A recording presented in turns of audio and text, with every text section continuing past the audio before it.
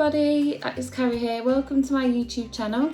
If you don't already, please subscribe because that way you won't miss out on any of my sewing and craft tutorials on here. If you've got Instagram, if you check out @CarrieCanMakeIt, that way you'll see more of what I've made. So today I've changed location. I'm actually downstairs in my kitchen because I want to look out the garden window. And which is also, this lovely weather has inspired me to make some bunting for my garden, and I thought that that would be a lovely sewing tutorial to do for you today. Bunting is one of the first things I ever made as soon as I owned a sewing machine, so I thought it would be nice to revisit a project that I first fell in love with, and you don't need much to get going. So I picked a lovely fat quarter pack from the Craft Cotton Company. It's all got cactuses and plants on, which I thought would be really nice for the garden. So you're going to need some fabrics. I've just said I've got this gorgeous fat quarter pack. So if you've got some scraps, it's a great scrap busting project as well. Or pick a nice fat quarter pack. You're going to need some thread. So I've picked out this nice orange thread as a bit of a contrast and nice and sort of summery for the garden. And then you're going to need a template. So I've done a triangle. I'll cut it out of card, and then you're going to need a fabric marker and a pair of scissors. So the first thing, we're going to take the fat quarters and press them out so they're nice and flat, and then we're going to draw around our triangles. Okay, so when it comes to your template, you can make any sort of sized triangles. You've got a large one and a small one. So actually thinking about it, I want some smaller bunting just for a nice little intimate part of my garden. So I've gone for the smaller one. So when you're placing your fabric, so I've ironed the fabric, and this has got a directional print, so it's all going one way. And when I cut my bunting out, I don't want it to be upside down. So make sure you fold it right sides to right sides, and then you've got your triangle piece. And normally what you can do with bunting is you can draw around the triangle, and then you can do it the opposite way, but this is going to be upside down. So I'm going to make sure that I place my triangles and then move it across, so when they turn the right way out, all the print is in the right way. If, for example, it's got a non-directional print, like this piece here, it doesn't matter, so you can maximise the most of your fabric. But if you don't want your fabric to be the wrong way round, then make sure that you space it out properly. So here I've drawn my first triangle. If I wanted to maximise it, I'd draw my other triangle in that space there. But what I'm going to have to do is just move it across and draw around it on that place, otherwise this one will be upside down. Okay, so once you've drawn around some of your triangle templates, I'm going to get a pin and just place it in the middle, just so it keeps the two pieces of fabric together. And then get a pair of sharp scissors, fabric scissors, and then we're going to cut around the triangles. Keep going in all your different fabric choices, so you've got a nice different variety. I'm going to do 4 triangles in each fabric to give it a nice variety look, which will then leave me all this at the bottom that I can make another project with. So go ahead and do that and cut them all out and put them into a pile.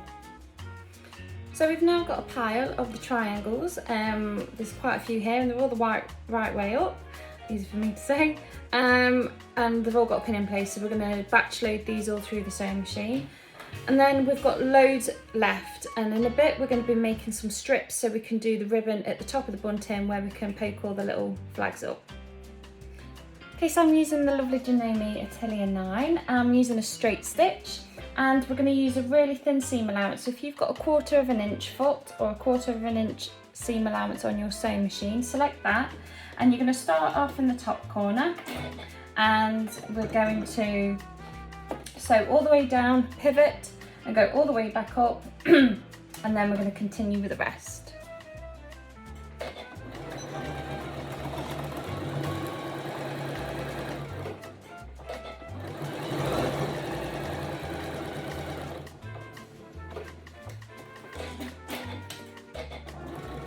Okay, so now we've got a pile of triangles all ready and sewn up. So now we are going to remove the pin. We're going to clip the edge of the triangle, careful not to clip into the seam, and then turn the inside out, and then poke the point out with your scissors or a chopstick or something, so it's got a nice point on it. And then you're going to press it nice and open, just like so. So you've got a lovely triangle, And you're going to go through all of these and then at the end just tidy up any of the little loose threads, and then we'll get on and make the ribbon.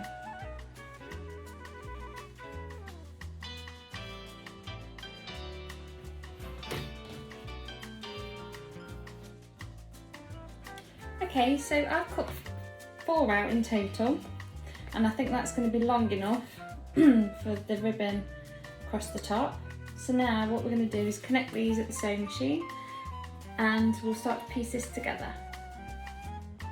Okay, so to do this we're going to take the first strip and the second strip and put them right sides together, one going across and one going down, and then I'm going to stitch at a right angle going all the way across, and then that will fold back nicely like this and we'll press it in the middle.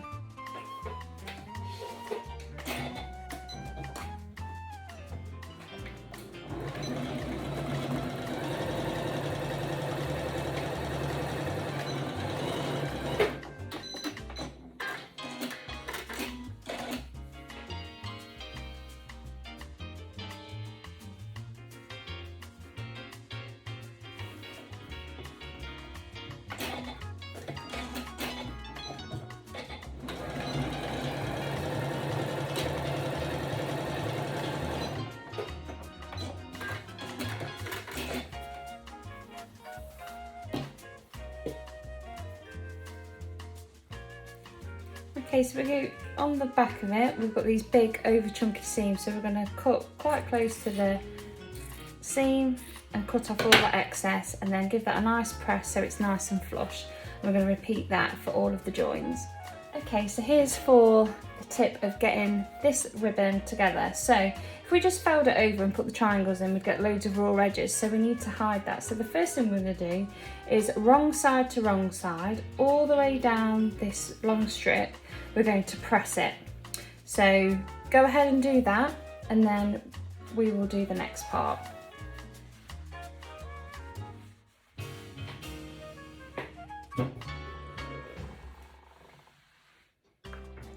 Okay, so now the whole strip is folded wrong side to wrong side, what we need to do is open it back up, and then what we're going to do is we're going to still wrong side to wrong side, fold one half up to the crease point and the other half up to the crease point, fold over and press. So we've kind of made like a little tube. So I'll just repeat that again. So there's your fold line. We're going to fold one all the way up to there and one all the way up to that side, press, and then fold in the centre and press. Just so you can see, I've pressed them both in towards the main crease, and now I'm going to fold over and I'm going to press all the way along that edge. And now's the fun part. This is where we start to put the bunting together. So I'm going to sort out my flags into different piles of design, just so we can get it all nice and even. So because we've got 2 light ones and 3 kind of dark ones, I'm going to start off with a light one. So I always leave a gap, probably of about 3 inches here, just so if you want to tie it around something you can. And then slip the first flag in, just like so, and then pin it across the top, because we're going to go over this with a sewing machine. And there's no right or wrong ways to how you want your flags. You can have them all in one design following, or you can alternate it. So I'm going to go for a dark one next. So you can either put your flags very close together or leave a gap. Personally, I think a little gap looks nice, but it's entirely up to you. So go along all of your length and pin in all of your flags, and then we're going to do a straight stitch all the way down on the sewing machine.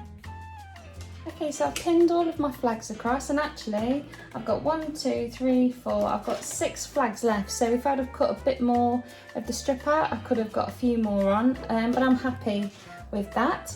So I'm going to take it across to the sewing machine, and we are going to stitch as close to this edge as possible to make sure we've trapped in those pretty flags.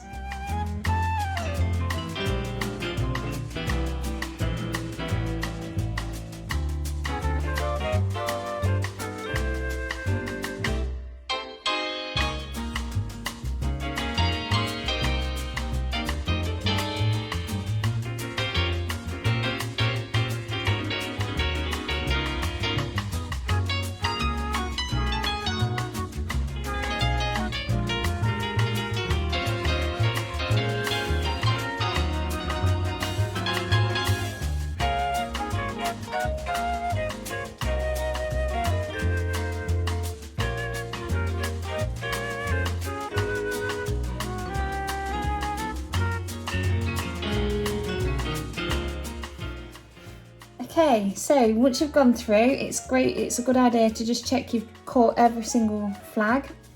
And I just think making the ribbon binding ourselves just gives it that extra professional, beautiful finished touch compared to just buying, you know, the sort of cheap off the roll bias binding. It brings it all together and I'm really, really happy with that. So congratulations, you've now made some bunting and this is going to look absolutely beautiful in my garden, and as you can see it's a really, really generous bit of bunting. I have still got flags left over like we said, and there's still plenty of fabric left to make extra as well, so I definitely think you will get a lot out of your fat quarter pack, and there are so many beautiful fat quarter packs out there to choose from. But like I said, you can use all your scraps, you can use bits of fabric, you can piece loads of fabric together like patchwork and cut them out. You can personalise, you can put people's names on with applique, get your hot transfer vinyls, put buttons in between, stick on pom-poms, you name it, you can get super creative with bunting. But I just really wanted to share the first project that I made when I started sewing, because I just love it. Time to put the bunting out. And yeah, if you really like this tutorial, please give it a thumbs up, give me a follow, subscribe, and follow me on Instagram at Carrie Can Make It. And until next time, bye bye.